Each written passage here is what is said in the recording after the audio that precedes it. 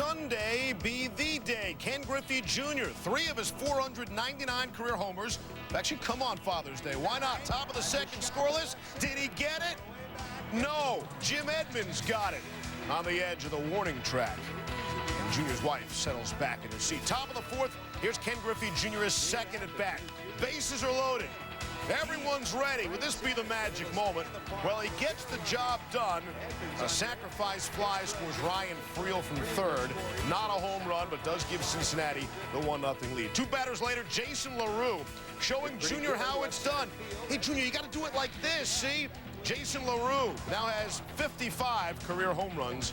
His 7th of the year was a 5-0 game. Here's top of the 6th. Would this be the at-bat? His 3rd at-bat of the game, still looking for 500. And a high drive, hit back into deep right field. Junior has just knocked the door down to the 500 club. Number 30 touches them all, and boy, what a Father's Day gift for Senior. Griffey Jr. becomes the 20th member of the Elite 500 Home Run Club. Was measured at 393 feet, but who cares? Griffey Jr., mobbed by his teammates, heads over to the stands. This is a moment for Father's Day. The big hug for Dad. Will tell you about what he said to his father later in the show. Then the hug for his 2 oldest kids. There's a little love for Dad. Jr. would take in a standing ovation from that most respectful St. Louis Cardinals baseball crowd. Wife Melissa, a kiss for her husband. So how does it feel to hit 500? You know, all the aches and pains that I had this year were gone for like 2 minutes while I rounded the bases. Like, you know, the first thing I wanted to take care of my teammates and then my family. Never in my wildest dreams that I thought I'd ever accomplish something like this. So all of his teammates got to congratulate him, except the guys out in the bullpen. They had to wait until the bottom of the 6th when Griffey went back out into the field.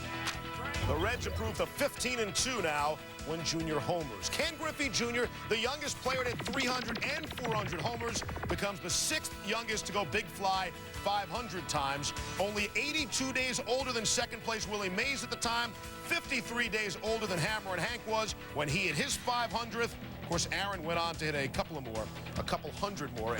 Zito against Zambrano. Not often both pitchers' surnames begin with Z. Only 3 times big league history that's happened. As a matter of fact, Tom Zachary back in September 25 with Paul Zanizer, and then Zito and Zambrano, but that was Victor, and then Zito and Zambrano. Moises Alou, that starts with an A, his 17th of the year, 2-0 in favor of the Cubs. Top third, 3-1 Cubbies. Zambrano off the mound, bare hands against Eric Burns. Burnsy, you're going back to the bench. Well played there by the pitcher. Top 5, same score, Zambrano. Jermaine Dye, that would be the letter K. He had 8 of those in 6 2/3 for Zambrano. Arthur Rhodes facing Derek Lee. Derek Lee 3 for 3 in this one. 7 for his last 7. 8 for 9 in the series. Is it hot? Will it make me sweat? It did. Top 9, 5-2 Cubs. LaTroy Hawkins gives one up to Mark McLemore. That's in the gap. Scores Burns, and the lead sliced to 5-3. But Hawkins gets Mark Kotsay, and the Cubs do get themselves a 5-3 win. Zito's first loss since April 29th. Astros had their 13th sellout of the season already for the series finale with the Angels in town. Matt Hensley's pitching to Eric Bruntlett, who's filling in for Craig Biggio, and I'd say he's filling in rather nicely. Get out of town. Solo shot to left. First homer of the season, tied the ball game at 1. Bottom 6, 2-1 Astro. Runner on third. Squeeze! Ausmus, the squeeze to score Jeff Bagwell. Make it 3-1 Astros. Bottom 8, still 3-1. Lance Berkman. Sharp ground to the first. Darren Erstad makes a nice diving stop and the throw to make the play.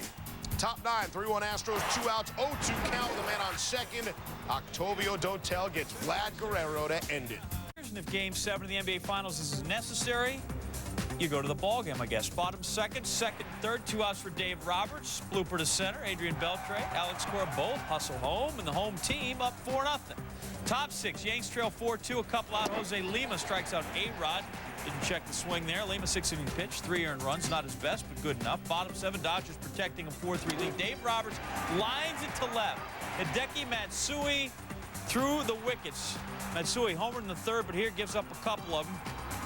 Roberts going to come all the way around to score. We got a double and a two-base error on Matsui, so the Dodgers lead is 5-3. How important is that? Pretty darn important, as you should see. Bottom 8, A-Rod coming up to bat. Eric Gagne looking for his 81st consecutive save. First pitch to Alex Rodriguez.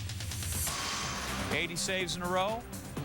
A-Rod, that was filthy.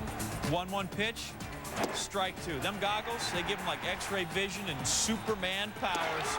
98-mile-an-hour fastball. Big cheese there. Top 9 Yanks trail 5-3. Here's where that extra run will help you. Jason Giambi at the dish, and he just ropes one off Gagne, and that is going to go, and that'll make the Chiefs a little more binding now that Giambi's hit his 11. We got ourselves a 5-4 game.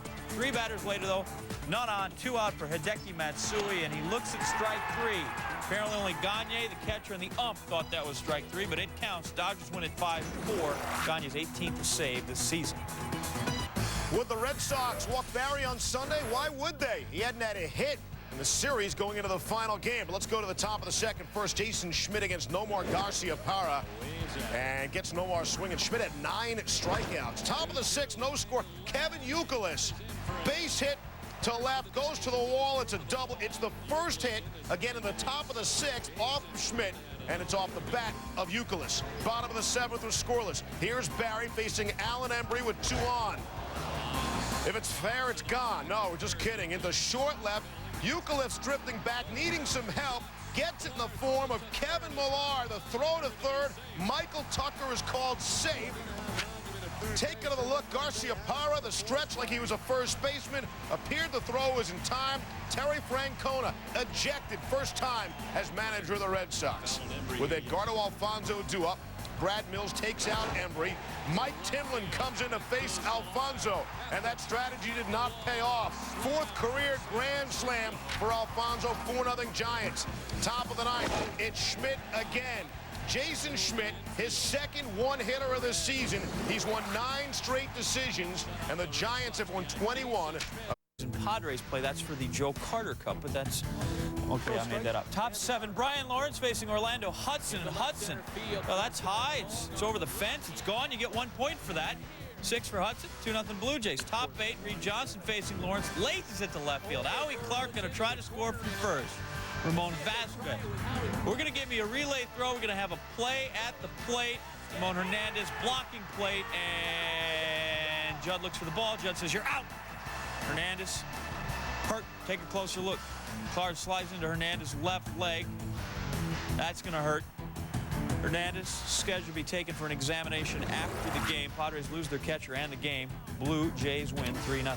Hey, a game-winning grand slam in the 9th would decide the Orioles-Rockies game. Joe Kennedy, another lefty to face the Orioles. Orioles have not had much luck facing lefties lately, or righties for that matter. 7-22 in their last 29 interleague games, but in the last 4 games, all against lefties, the Orioles 0-4. Miguel Tejada telling the pitcher, Daniel Cabrera, swing away. But Kennedy freezes Cabrera to end the inning. Kennedy 7 innings, no earned runs. Kit Pello in to hit in the bottom of the 8th. Loses the handle, but Dad on Father's Day does not. Not necessarily his dad, but still, there's your gift. Top of the 9th, 2 down. Orioles down 2-0. Brian Roberts with the bases loaded off Sean Chacon. Get out of town. 3rd career grand slam. Ybor City to watch Lou and the D-Rays try to sweep the Diamondbacks, going for 11 straight wins. Their previous franchise record was 6. Bases loaded. Juan Brito facing Mark Hendrickson. Brito grounds into the 6-4-3 double play. A run scores. That's all the damage Arizona would do in the 5th. Bottom 8. Arizona down 2-1. Danny Batista at bat. 2 on, 1 out.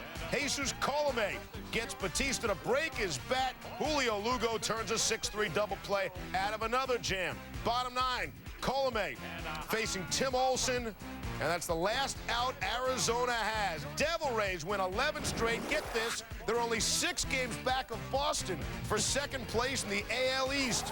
Look out, wild card. Here come the Devil Rays. Some of the Lightning's good fortune may, in fact, have rubbed off on the Tampa Bay Devil Rays. Since the Lightning won the Stanley Cup June 7th, the Devil Rays are 11-1 and riding a team record 11-game win streak. Keep in mind, when the streak started, they were 13 games under 500.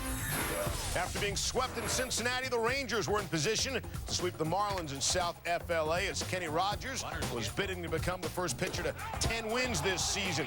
After a couple of Ranger errors, David Easley strikes out. Rogers out of the jam. Rod Barajas off A.J. Burnett. And he beats Burnett in a big way with a runner on. It's a two-run shot. Barajas' 9th of the year. Rogers done in position to get the win. 7 innings, allowed 1 run.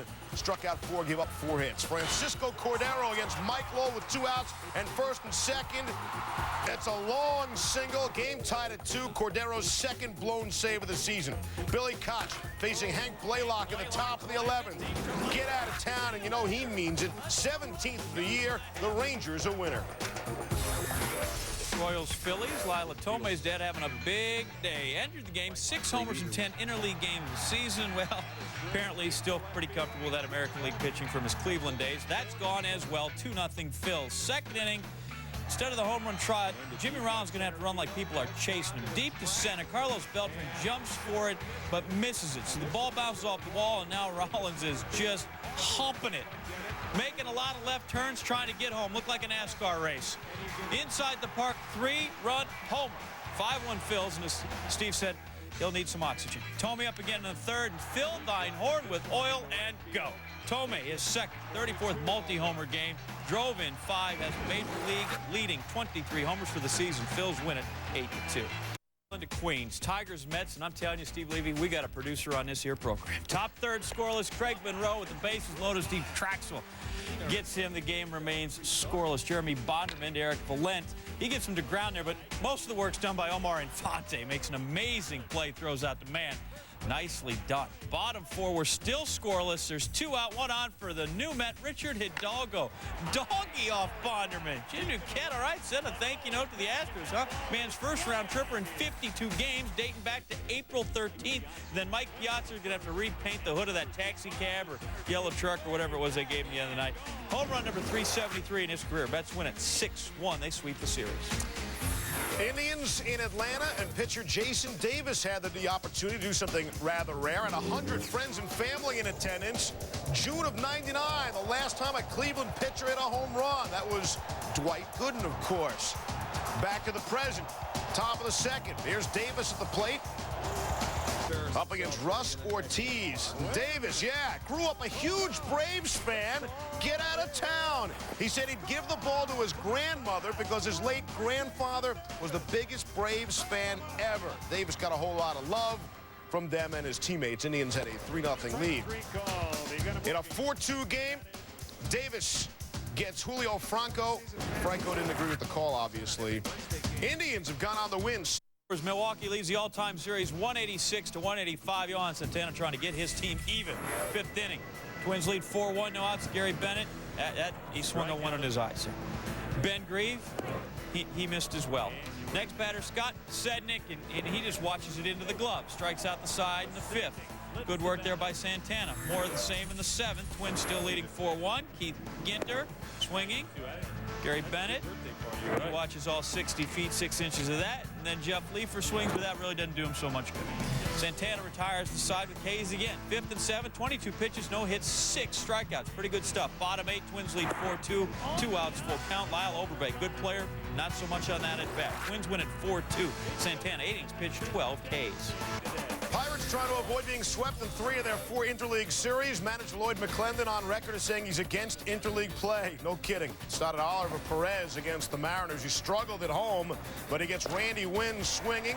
A couple of batters later, gets Ichiro swinging to end it.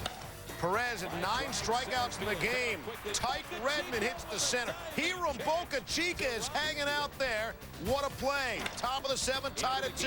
2 on Ichiro, the drive. Redmond bobbles the ball. A couple of Mariners come around and score. It's their 4th straight win that matches their season high. White Sox Expos, instead of trying to top Saturday's 17-14 marathon, these two go the opposite direction. Bottom 6, 2 outs. John Garland. He's perfect going into the 6th, but walked the bases loaded. Had a no-hitter, no-hitter. It's all gone. Vidro, the hit up the middle. 2 RBI for Jose. 2-1 in favor of the home team. Jose Valentin gets that one back off Zach Day. Solo homer, his 12th of the year. We are tied up at 2. Bottom 9, 1 out. Game tied. Orlando Cabrera. Get out off Garland. The buffet's open. Let's eat. Expos win it. This time, a nice 1 hour and 54 minutes.